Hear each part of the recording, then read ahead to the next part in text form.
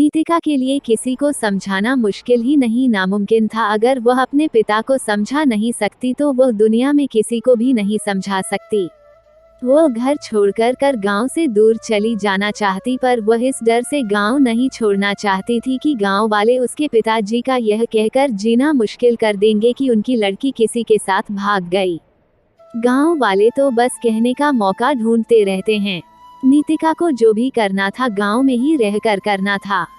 वह गांव वालों को सफल होकर दिखाना चाहती थी ताकि वे भी अपनी बेटियों को आगे बढ़ने का मौका दें और उनकी बेटियां अपने पैरों पर खड़ी हो सकें।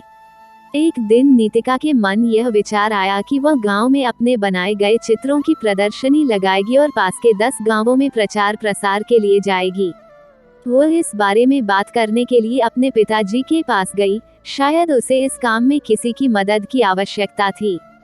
पापा, मैं आपसे कुछ कहना चाहती हूँ, नीतिका ने अपने पिताजी से कहा। शायद आपको अच्छा लगेगा कि नहीं। बोलो, क्या कहना चाहती हो? मैं गांव में अपने बनाए गए चित्रों की प्रदर्शनी लगाने जा रही हूँ, नीतिका ने कहा। इस प्रदर्शनी में लोगों को मेरे हुनर के बारे में पता लगेगा तो वो हमें कुछ नहीं कहेंगे बल्कि मुझ पर गर्व महसूस करेंगे। गर्व और तुम पर, नीतिका के पिताजी ने गंभीरता से कहा। यह कभी नहीं हो सकता, शर्त लगा लो। किस बात की शर्त? यही कि अगर गांव वालों को तुम पर गर्व नहीं हुआ तो क्या पिताजी, तुम चित्रकारी छोड़ शादी करके यहाँ से चली जाओगी? नीतिका के पिताजी ने कहा। मंजूर है तुम्हें यह शर्त? मंजूर है, पर नीतिका बोली, आपको मेरी प्रदर्शनी का प्रचार प्रसार पास के 10 गांवों में करना है। हाँ, मैं तैयार हूँ। तो मैं भी तैयार हूँ, नीतिका ने कहा। देखना है किसकी जीत होती है और किसकी हार। नीतिका और उसके पिताजी प्रदर्शनी की तैयारी में जी जान से जुट गए। नीतिका के पिताजी अपने खास दोस्तों के साथ पास के 10 गांवों में प्रदर्शनी के प्रचार प्रसार के लिए गए और उन्होंने घर घर जाकर प्रचार प्रसार किया। नीतिका खुश थी कि उसकी प्रदर्शनी देखने के लिए 10 गांवों से लोग आने वाले थे। तैयारी भी अच्छी खासी हुई थी और यही नहीं, 3 दिन चलने वाले इस प्रदर्शनी को देखने आने वालों में काफी खुशी दिख रही थी। प्रदर्शनी के उद्घाटन के लिए शहर से जिला अधिकारी को बुलाया गया था। जिला अधिकारी ने गांव वालों के सामने नीतिका को यह कहकर शाबाशी दी कि भगवान करे ऐसी लड़की हर माँ बाप को दे जिससे गांव ही नहीं बल्कि पूरा देश रोशन होता है। प्रदर्शनी शुरू हो गई। 10 गांवों से प्रदर्शनी देखने आने लोगों का मेला लग गया। जो भी प्रदर्शनी में लगे नीतिका के हाथों से बनाए गए चित्रों को देखता था, दांतों तले अंगुली दबा लेता था। नीतिका ने गांव के जीवन को बेहतरीन तरीके से कैनवस पर उतार दिया था। नीतिका के हर चित्र में पिता का दुलार और मां का प्यार झलकता था जो सबको मंत्रमुग्ध कर लेती थी। प्रदर्शनी देखने आने वालों में नीतिका के गांव से बहुत कम लोग आए हुए थे, जबकि दूसरे गांवों से आने वालों की भीड़ लगी हुई थी। दूसरे गांवों से प्रदर्शनी देखने आने वाले लोगों ने नीतिका को सम्मान के साथ साथ प्रस्तावना राशि भी दी, जिसकी मदद से उसने दूर दराज के गांवों में प्रदर्शनी लगाने का फैसला किया। पापा, बताइए कौन जीता? और नीतिका ने प्रदर्शनी खत्म होने के बाद अपने पिता से कहा। कौन हारा? तुम जीत गई बेटी, नीतिका के पिताजी ने कहा। मुझे नहीं पता था कि तुम्हें अपने काम से इतना सम्मान और पैसा मिलेगा। तुमने तो हमारा सर गर्व से ऊंचा कर दिया। भगवान ऐसी बेटी हर घर में दे। पापा, आपने देखा, नीतिका गंभीरता से बोली। अपने गांव से बहुत कम लोग आए थे। जानते हैं क्यों? क्यों बेटी? क्योंकि वे हमारी तरक्की नहीं देखना चाहते हैं। बेटी, मैं भी तुम्हारा दोषी हूँ, नीतिका के पिताजी ने अपराधबोध की भावना से कहा। मैंने तुम्हें बहुत परेशान किया। मैंने तुम्हारे बनाए गए चित्रों को जलाया जो मुझे नहीं करना चाहिए था। पापा, अगर आप मेरे साथ प्यार से पेश आते तो शायद आज मैं जहाँ हूँ वहाँ नहीं होती, नीतिका ने कहा। पापा, आपकी हर बात से मुझे और अधिक प्रयास करने की ताकत मिलती थी। नीतिका पिताजी का साथ पाकर बहुत खुश थी और क्यों नहीं, अब वह और ज्यादा प्रयास करके और ज्यादा ऊपर जाएगी।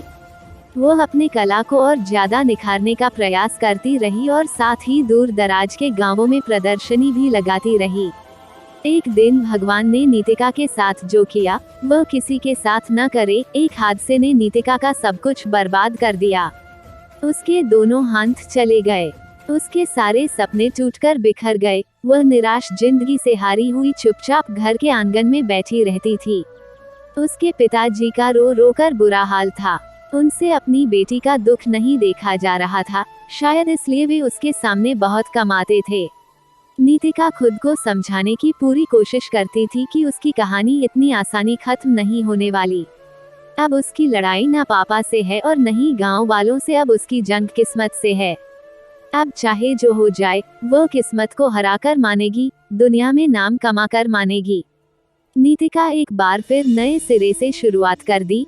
इस बार वह हाथ से नहीं बल्कि पैर से चित्र बनाने की कोशिश कर रही थी, जिसे देखकर उसके पिता का दिल पसीज गया। बिटिया, यह क्या कर रही हो? नीतिका के पिताजी ने कहा, अब तो मान जाओ। पापा, मैं कभी हार नहीं सकती। नीतिका बोली, मेरी कहानी इस तरह से खत्म नहीं हो सकती।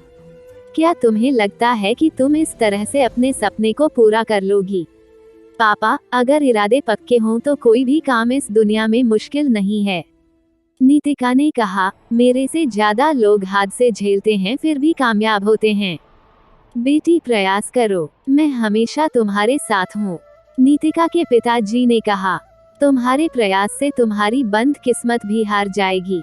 और इस तरह से कई सालों की मेहनत के बाद एक बार फिर नीतिका की जिंदगी अपने ट्रैक पर वापस लौट आई। उसके टूटे हुए सपने एक एक कर जुड़ने लगे थे। वह गांव से लेकर शहर तक अपनी चित्रकारी के लिए मशहूर होने लगी थी। जो गांव वाले नीतिका की तरक्की से जलते थे, हादसे के बाद से उसके लिए दुआ करने लगे था। भगवान भी उसके प्रयास के सामने हार गए। वो नीतिका को वह देने के लिए मजबूर हो गए जिसकी वह हकदार थी, पूरी दुनिया में नाम कमाने का मौका। एक दिन था, नीतिका ने खुद से कहा, लोग मेरे खिलाफ थे, यहाँ तक कि मेरे पिताजी भी नहीं चाहते कि मैं अपना नाम बनाऊं। मेरी पहली प्रदर्शनी ने मेरे पिताजी की आंखें खोल दी कि उनकी बिटिया भी कुछ कर सकती है। बहरहाल, एक हादसे ने मेरा सब कुछ बर्बाद कर दिया। मेरे दोनों हाथ चले गए। मैं टूट चुकी थी। मुझे नहीं लगा था कि अब मैं कुछ कर पाऊंगी, पर मुझमें कहीं न कहीं वह चिंगारी थी जो मुझे एक बार फिर आग बनने का मौका दिया। मैंने नए सिरे से प्रयास शुरू की और देखते देखते सब कुछ मेरे लिए एक बार फिर आसान हो गया और मैं पूरी दुनिया में नाम बनाने के लिए आगे बढ़ी। हादसों में आदमी मरता है, पर उसके जज्बात जिंदा रहते हैं। एक प्रयास से सब कुछ बर्बाद होने से बच जाता है। सीख, आदमी तब तक खत्म नहीं होता जब तक उसके हौसलों में जान होती है। यही वे हौसले हैं जिससे सपनों को पहचान मिलती है। दोस्तों, आपको ये कहानी कैसी लगी? मेरी कहानी को लाइक करें और मुझे कमेंट करके बताएं और अपने दोस्तों को शेयर करें। और अगर आप नए हैं तो मेरे चैनल को सब्सक्राइब करें। हम मिलते हैं अपनी अगली कहानी में, तब तक आप अपना ख्याल रखें।